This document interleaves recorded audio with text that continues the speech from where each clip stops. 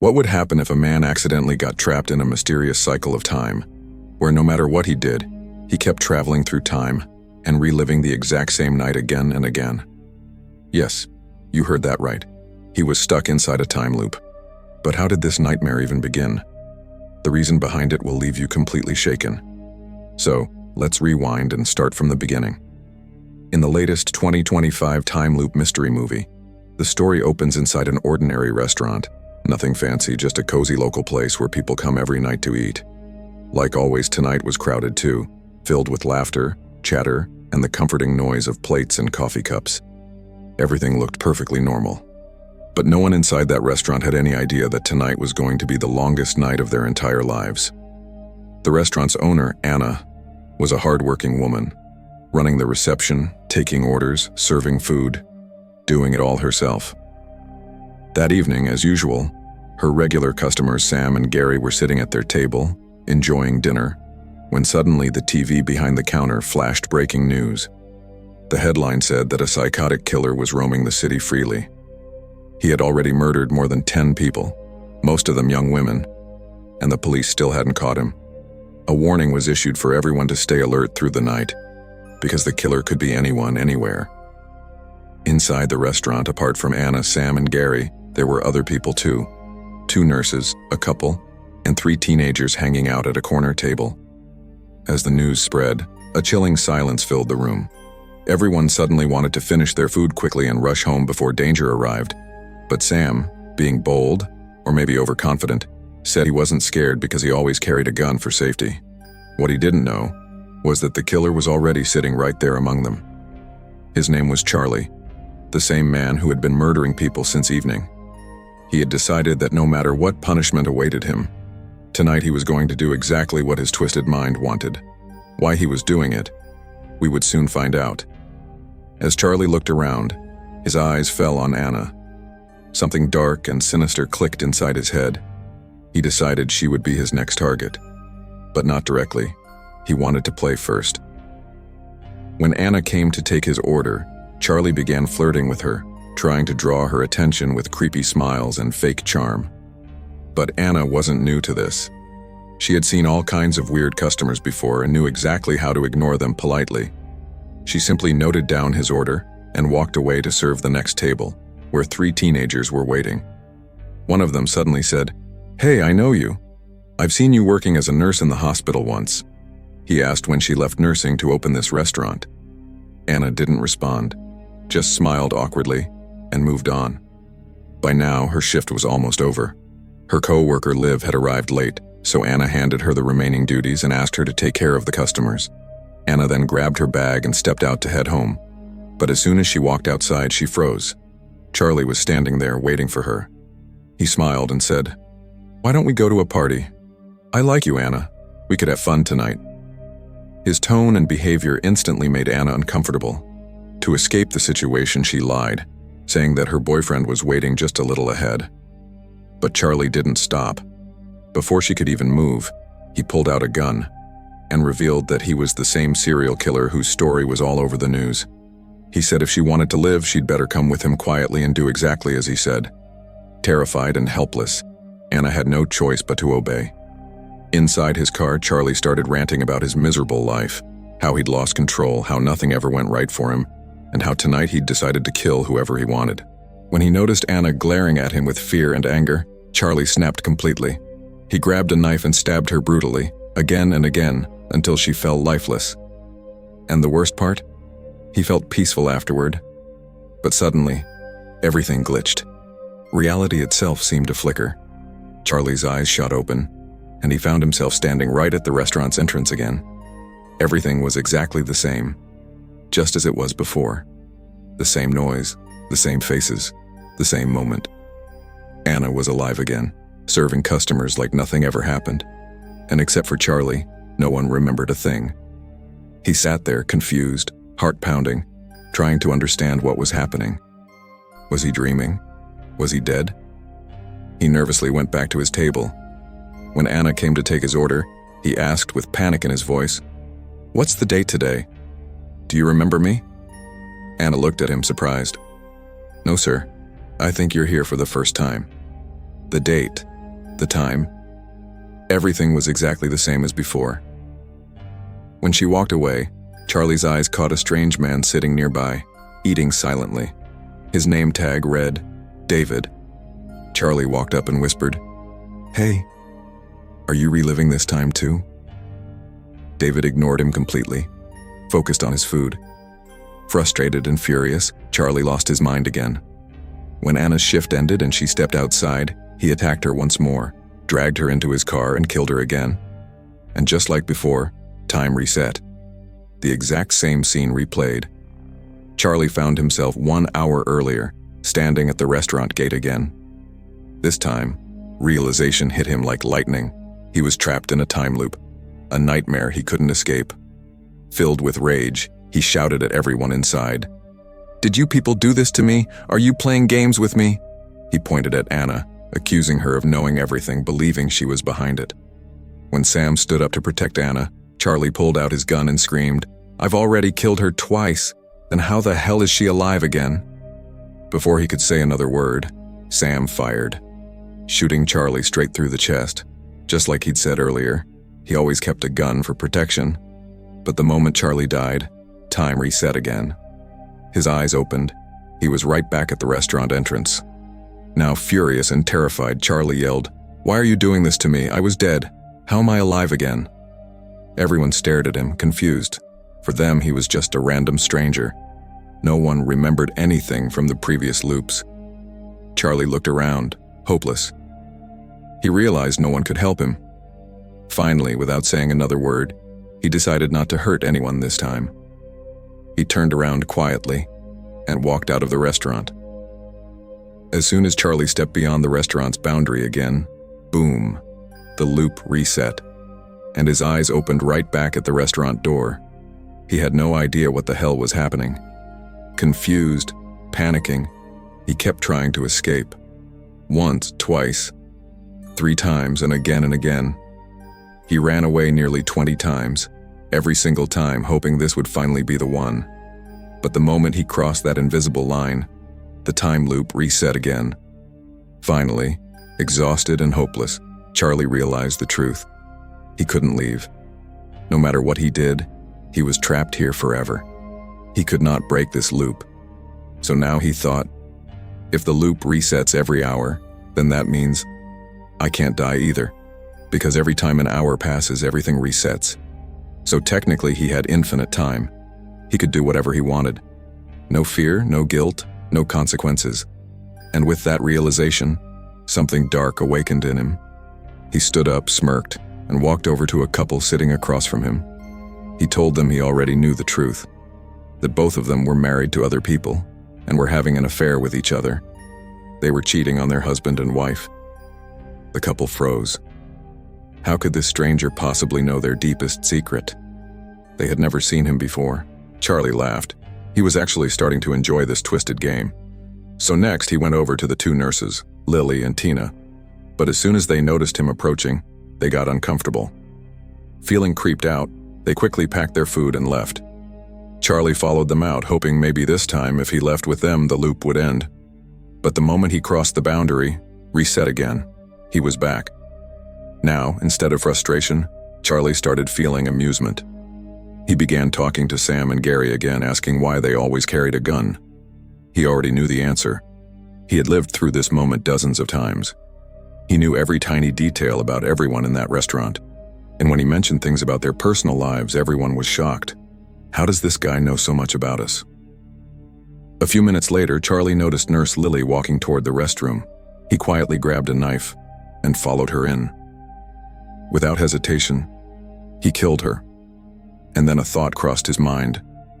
Maybe if I kill everyone in this restaurant, the loop will finally end. But as soon as he stepped out of the restroom, one of the staff members saw him. Charlie quickly tricked him into coming outside and killed him too. Then he went back inside as if nothing had happened. Everyone was confused, wondering where Lily had gone.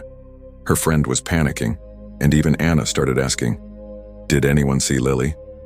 Charlie just sat there, quietly enjoying the chaos, because he already knew. He had killed her himself.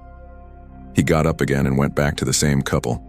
He smirked and said, Tonight I'm going to give you both the punishment you deserve for cheating on your husband and wife." And then, he killed them both.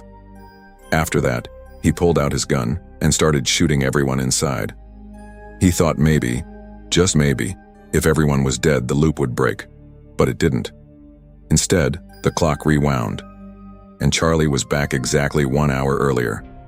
Now he went completely insane.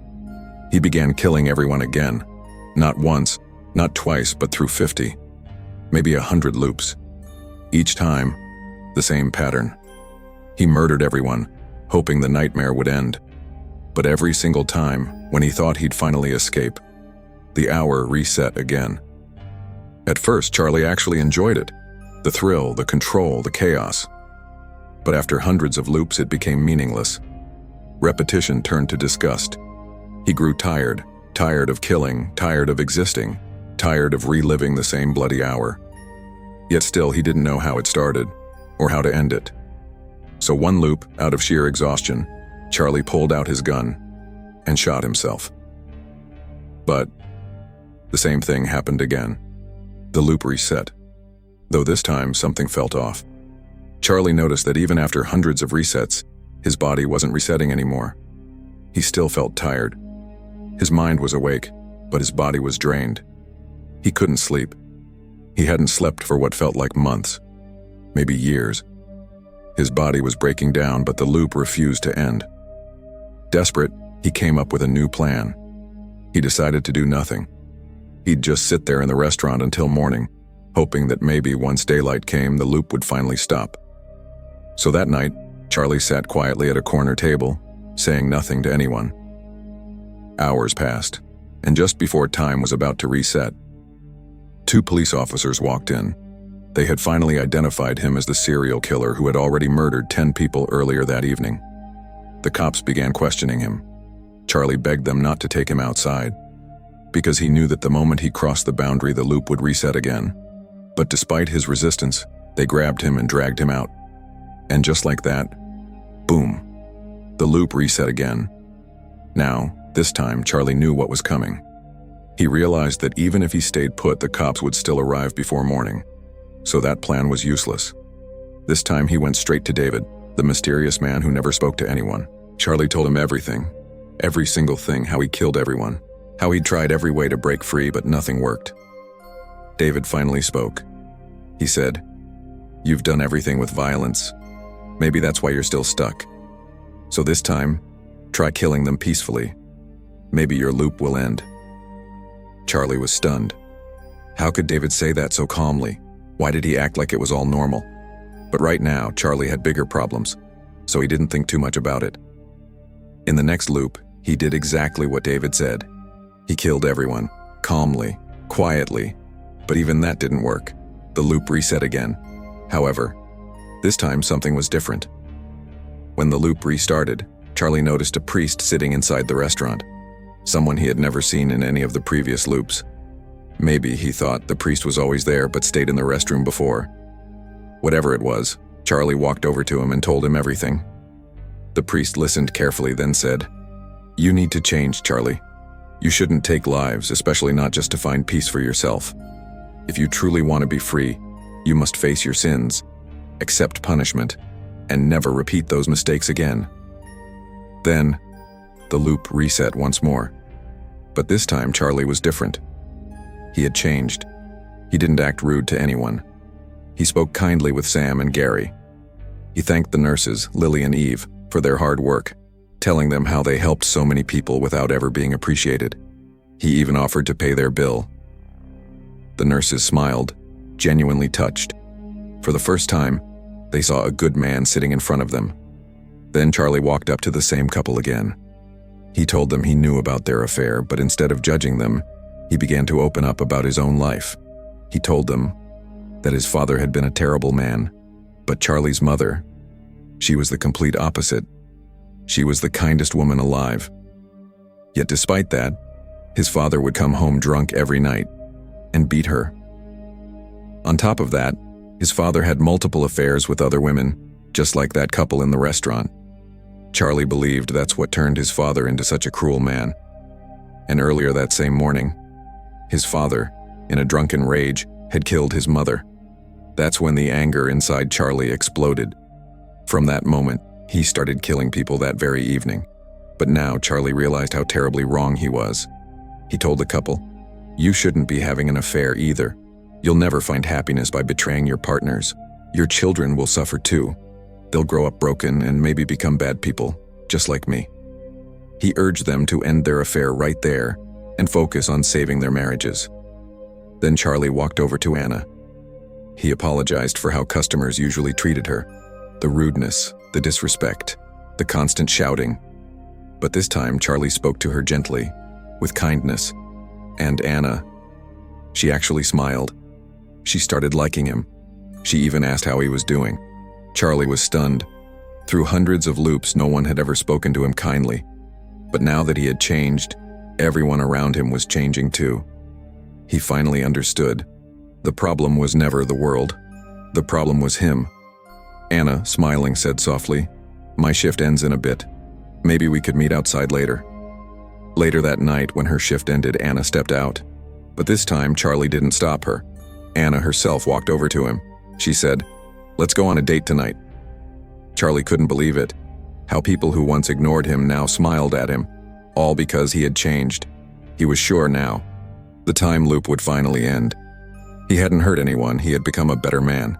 But just then, reality glitched, and the biggest twist of the story was revealed. This time, when Charlie opened his eyes, he wasn't in the restaurant anymore. He was lying in a mental hospital. He had been there all along. A group of doctors stood in front of him, and to his shock, they weren't strangers. They were the same people from the restaurant, the priest, the nurses, even Anna. In reality, Anna was a nurse, and the doctors revealed the truth to him. The time loop he was trapped in and all the people he had been killing, none of it was real. It was all part of a simulation program, a new technology designed to enter the minds of criminals, reshape their behavior, and make sure they never commit another crime again. Charlie finally remembered. At the beginning of the story, a teenager had mentioned seeing Anna as a nurse in a hospital. He had been telling the truth, because this simulation was still in its early testing stage. Some of its characters sometimes recalled real-life details. That's why Charlie couldn't understand what was happening. Then, the head of the entire project, Dr. Stephen, held a press conference, inviting scientists and media from all over the world. She proudly announced how their new simulation technology would change the future of humanity. With it, they could not only reform criminals, but also make them experience punishment for their crimes. Dr. Stephen explained that their first test subject, Charlie, had finally changed after hundreds of loops, but now they would deliberately make him suffer, because he had taken the lives of more than 10 people that evening, and he still had to pay for it. However, some scientists raised concerns. They asked, should we really torture a prisoner like this? Won't they lose the ability to tell simulation from reality? But Dr. Stephen coldly replied, criminals like Charlie don't deserve to be called human. Yes, he did all this after his mother's death, and yes, the time loop revealed his pain, but punishment is still necessary. Hearing this, Charlie screamed in fear, begging them not to send him back into the loop. He cried, "Please, don't make me relive it again. It's a nightmare." But Anna looked at him calmly and said, "This is just the beginning, Charlie. We'll make sure no criminal ever dares to kill again, not after seeing what happens to you." She injected him with the serum. And just like that, Charlie was thrown back into another loop, condemned to repeat it endlessly, never sleeping, never escaping, and with that shocking, thrilling ending, this incredible movie comes to an end. So, what did you think of the twist? Did you see it coming? Tell us your thoughts in the comments below. And don't forget to subscribe. I'll meet you in the next recap video.